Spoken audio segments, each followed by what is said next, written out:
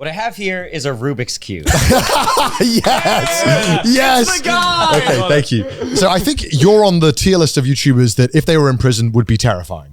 You're up there with lockpicking lawyer and you, and then I don't know who else is there. And Michael Reeves. Is this an official tier list? Or In my head, Yeah, I imagine like YouTubers you wouldn't want to be or would want to be in a prison cell with. But is that just strictly because of what they do? Or Yeah, because of what you do. Yeah. I feel like I could be pleasant in prison. No, you'd be pleasant, but I would be terrified of what you're getting up to. Yeah. I wouldn't want to be on What I have here today is some. I would definitely be like, you know, when I know those, you see those prison documentaries and there's like, they show like the guys just doing some weird stuff in the cell. I'd definitely be one of those guys. Like, That's why I'd be scared of having the cell with you. I collected like little pieces from my meals. I'd come back to my cell and be like, do you smell almonds? And I'm like, no. Why? He's like, good. Yeah, I would do that. What I have here is a knife I made from almonds. By the way, I think the mic needs to be close to your mouth. I was talking more about cyanide, but Sorry, we forgot to mention before the podcast, you kind of have to like be really close to the mic. I just speak really loud. So. Okay, yeah, that works too. That works too. That works as well. So, yeah, if you don't know Nigel does chemistry videos on YouTube and makes quite bizarre things, I'd say. Yeah. You've definitely seen him on like YouTube shorts. What's some of the greatest like hits of when someone recognizes you, what is the video that they always bring up to be like, oh, you're that guy from X video? I think it depends. Yeah. Like some of the videos are normal. Right. Yeah. Like I just made define normal. I made things like just materials. So like I made aerogel. Like a superconductor. That was awesome. Those are just like, I'd say like normal. Perfect. I see aerogel every day of the week. Superconductors, yeah. You made gloves out of grape or hot sauce? Which one? Yeah, so that's probably like it's still just chemistry. So it's like a bit further away from normal. Like the transition is a bit odd. But I think the thing that people call me out on that I'm always like, is the stuff I did with pee. Well, were you trying to drink your own pee? There was so wait, I'll say there was a bunch. I've made probably a couple full-length videos involving pee, where I involve my own pee, and then it's wasted one potential. Short, yeah. And for one of the long ones, I did.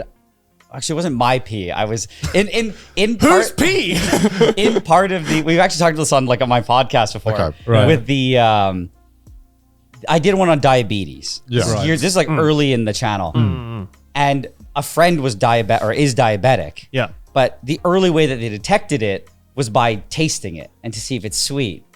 What, the pee? Yeah, because there could be sugar in it. And so like when I first thought of the video, I'm like, yeah, I'll taste it. But I chickened out. I couldn't do it. So you didn't taste your friend's pee? No. Okay. I couldn't do it. That would have been a pretty epic moment. Not gonna lie. Like I would definitely remember you for that if you did that. I was waiting for the information to match up there where you're telling that story. So you're like, yeah. So I did a video with P. So how that started is my friend was diabetic.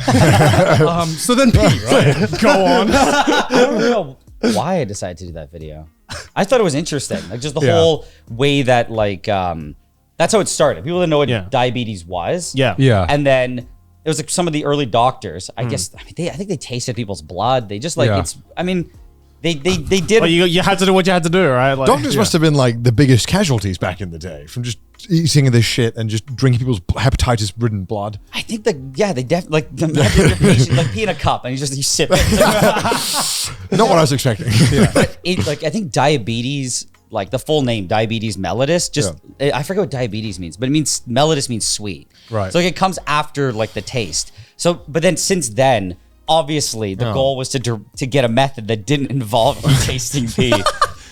So then it was a chemical method. Yeah. They found out how to test things, test for sugar with chemistry. Okay. And then that was not very useful. So then they started using like a digital humans. probe. Okay. Oh, no, they went.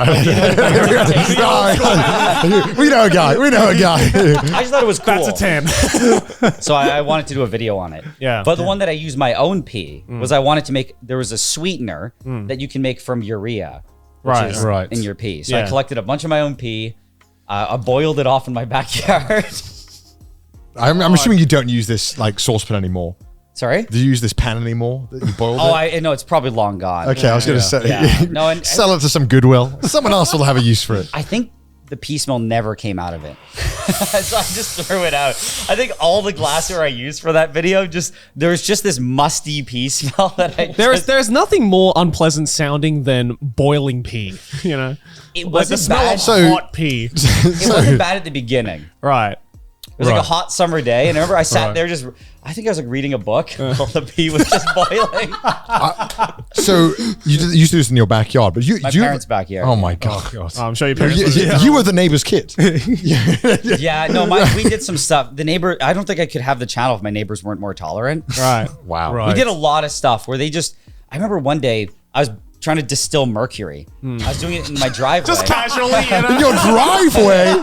Yeah, I had like a full I think I was trying to be careful, so I had like a respirator on. I had like a full coat and everything. Oh my God. And the neighbor comes over. Yeah. And they're like, "What are you doing?" And it's just like boiling metal. And I'm like, "Oh, I'm distilling mercury." He's like, "Cool." It just goes in his house. He's like, "Oh, that's cool." And I'm like, "Man, I would not be this cool of a neighbor." No. Yeah. If my neighbor was distilling mercury, I think I'd be like, "Hey, government, can you do something about this guy? He's He fucking. has to be on a watch list or He's something. got uranium in the back, and he's making uranium things. I'm kind of scared. Just my neighbors and my parents in general were I think Canada too, just like the government also doesn't seem to care. I mean, maybe saying this. You shouldn't say that. Don't let them know. Claim, like.